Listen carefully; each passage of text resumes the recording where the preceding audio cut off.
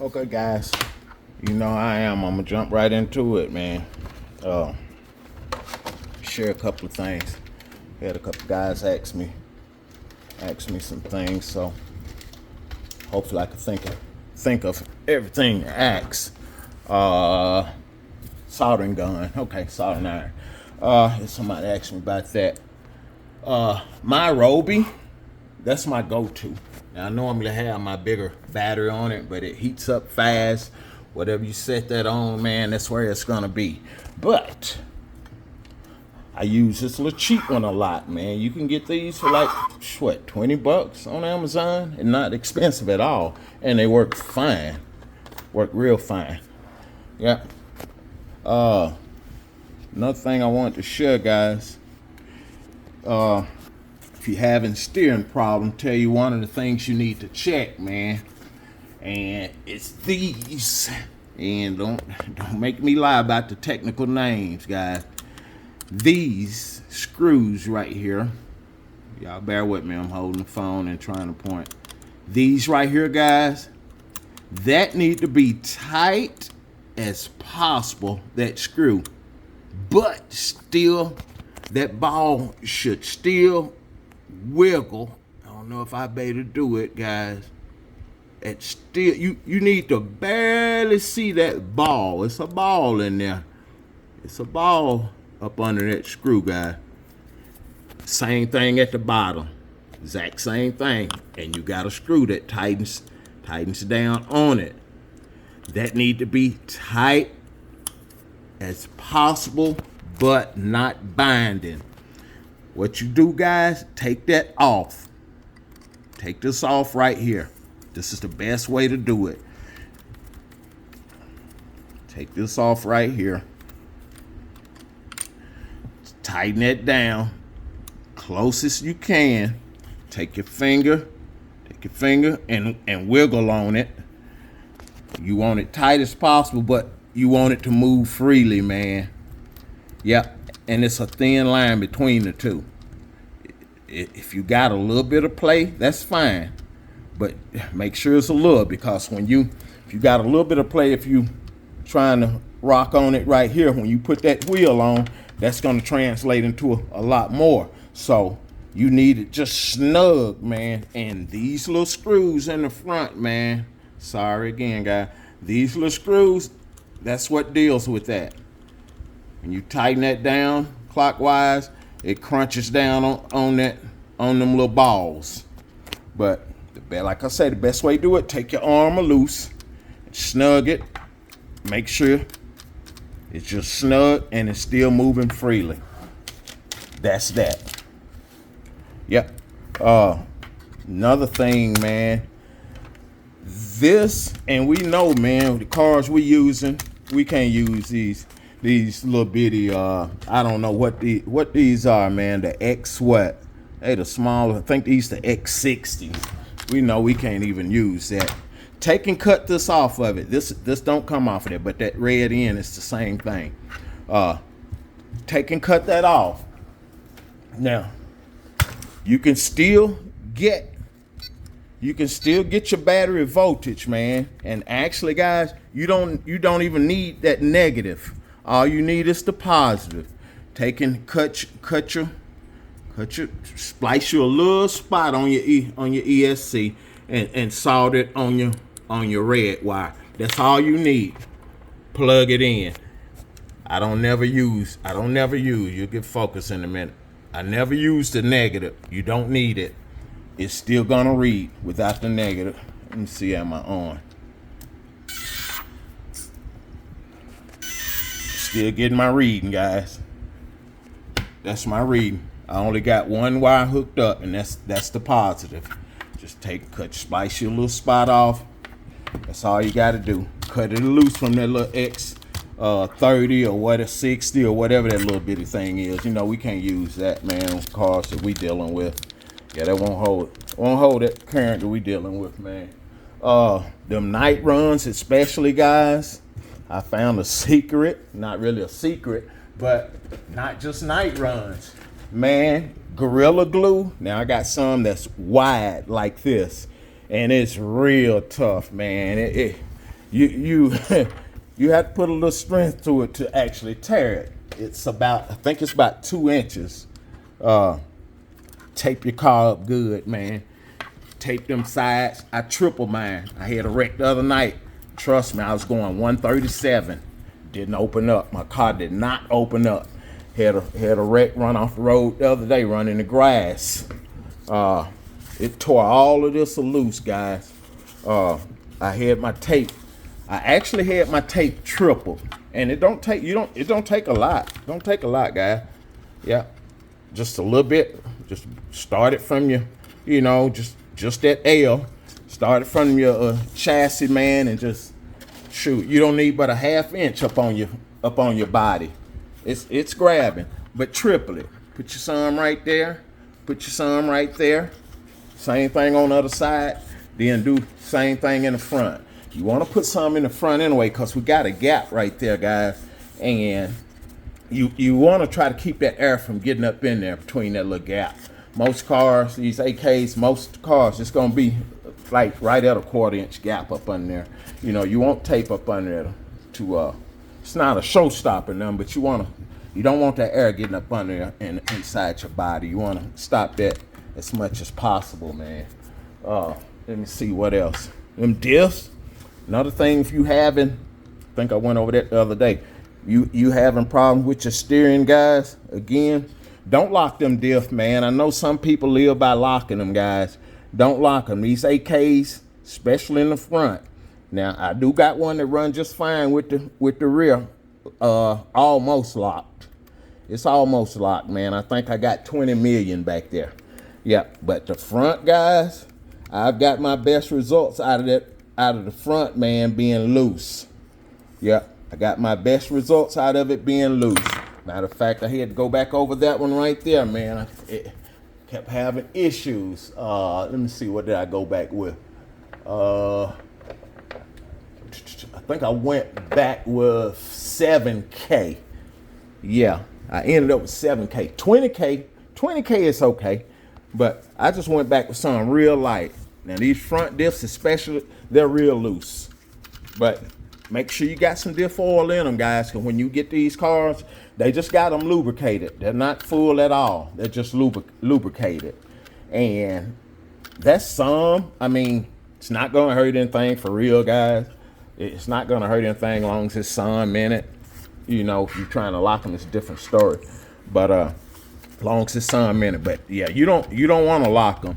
And on this one, I got neither front or rear lock, and it's this one of my straighter cars. But this one, as you can see, I got it pretty much locked. I think I got 20 million in it. This one I got 7. I think I got 7 in the front and 20K in the rear. I think. Yeah, I think. And another thing with them shock guy, crank them all the way down. Crank them all the way down. What I do, man, I crank them all the way down, run them all the way off the thread, guys. Then I make a turn, maybe a turn and a half, just where it catch the threads. That's why I rock mine right there. You want them stiff. You want them stiff, especially in the rear.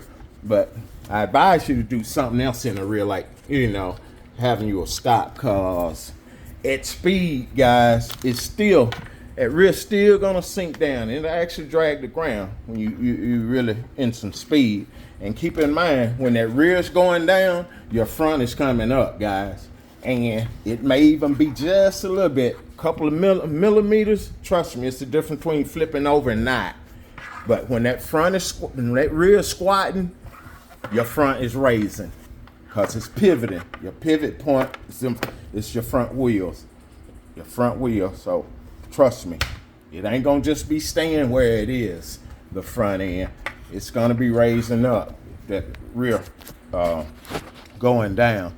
But I put the stops on mine because I don't like to lock them, because I like to have some cushion. I do got one locked, and that's fine. You on a smooth surface. You want a smooth road regardless, but you have humps in the road, guys, that sometimes we can't see with our eyes. But believe me, when that car going 100 plus, it can feel it.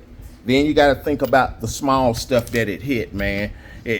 you want some type of dampening, man, because if not, it'll tend to allow your car to bounce.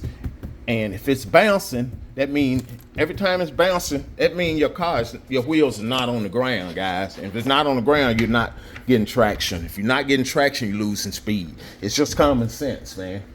Yeah. And it will break loose. Just pay attention to your car. You lock them and put some struts on them like that, man. You best have some best be rolling on a perfect road. That's what you really want. But I don't necessarily like that. It works because I got a road that I normally do my speed runs on. It's pretty decent, but your car, it will break loose, man. It will break loose. And if it's breaking loose, you'll hear the tone of it, man. That's your car breaking loose. Yeah, it's breaking loose, man. Got to have some cushion. Radio link, man. Put you a 4 cell in it, guys. I forgot who put me on. I want to say Turbo Wolf put me on that, man. Best thing I could have did. Put you a 4 cell in them. 4 cells come in a size that'll go in there. It's gonna extend your range significantly. Yep, you can get you a 4 cell this same size right here.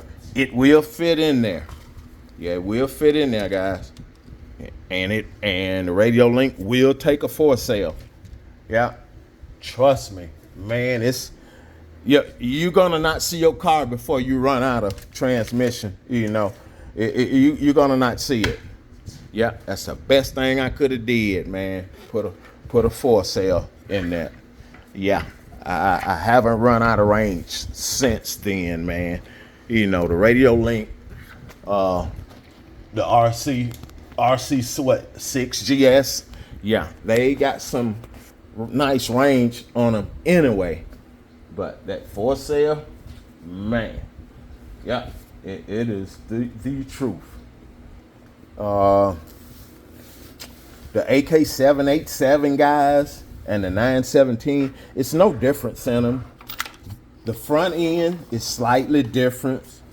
That phone and the little piece up here, cause it's shaped a little different. I want to say the 787 is a little more rounder or square. I might have them mixed up.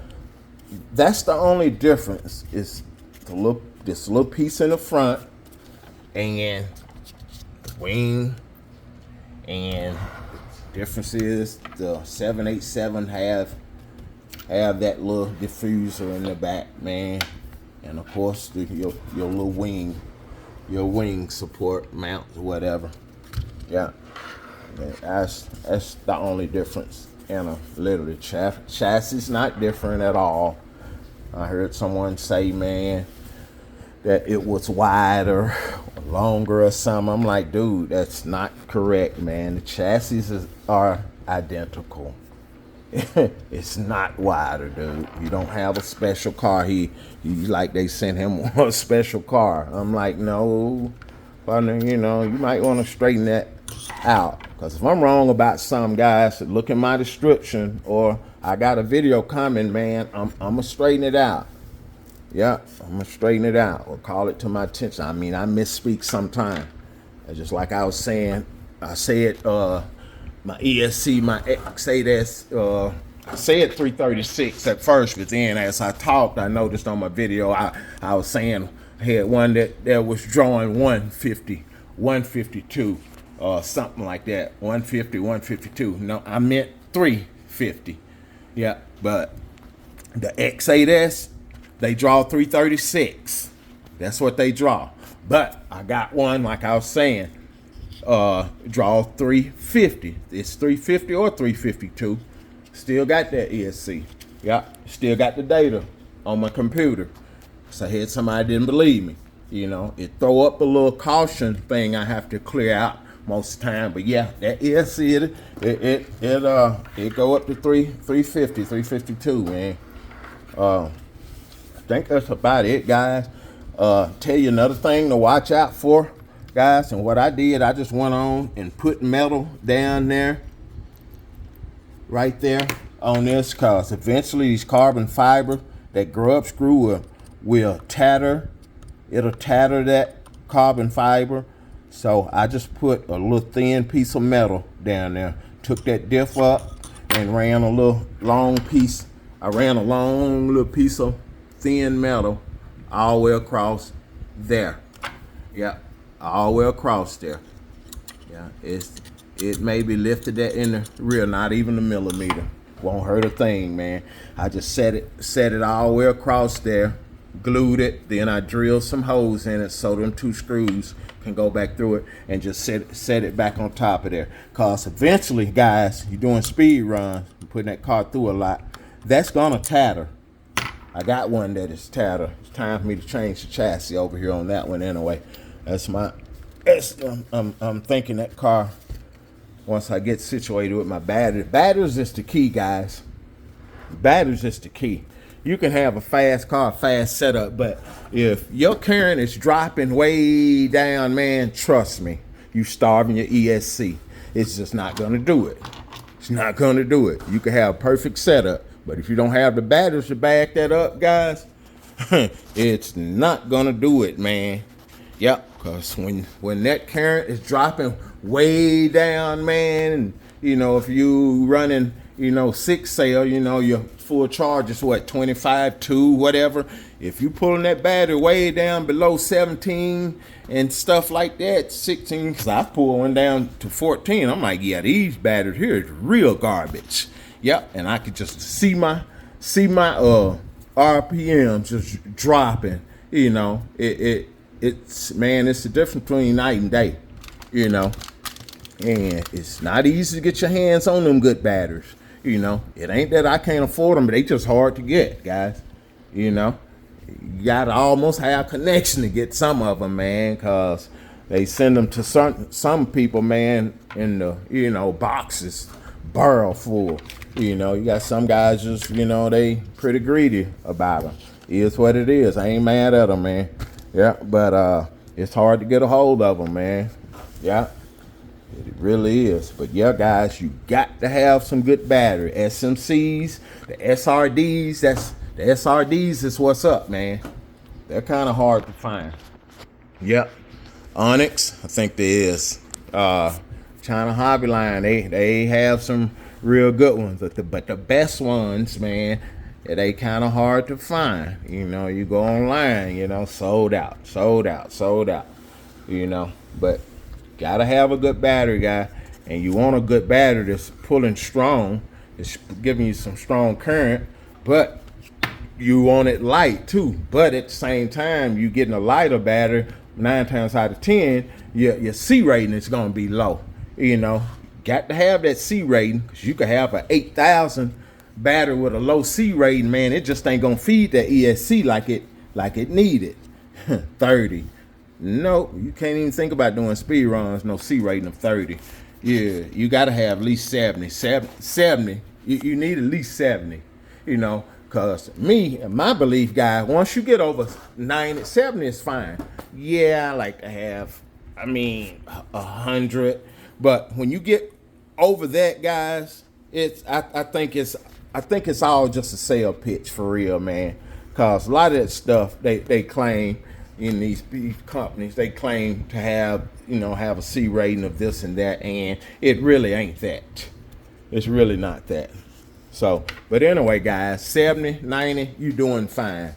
Some of them batteries that's claiming 150 and all that, I don't think they are. I can't prove that, but just saying. That's just my theory, man. But anyway, guys, I think that covered everything. But to the guy that asked me about the soldering gun, man, I can't even tell you the name of it. It's a little China-made soldering gun. It's cheap, but it's good. It works just fine, man. Heats up properly. But my real go-to is my Roby. Yeah, like I say, I normally have 20 on there, 20 volt lithium on it. So, but I was using it early with a tool. So, but anyway, guys, you got any questions for me, man, just text me. I will get to you on it. I think that covered everything that somebody had asked me. I don't know everything, guys, but stuff I do know, like I say all the time, guys, I'm gonna share it. I share it. I done caught some static about sharing stuff, you know. I'm like, wow, really? It is what it is, man. Yeah. Anyway, guys, thank y'all for watching, man. Y'all have a great, blessed day. Like, subscribe, share. Peace.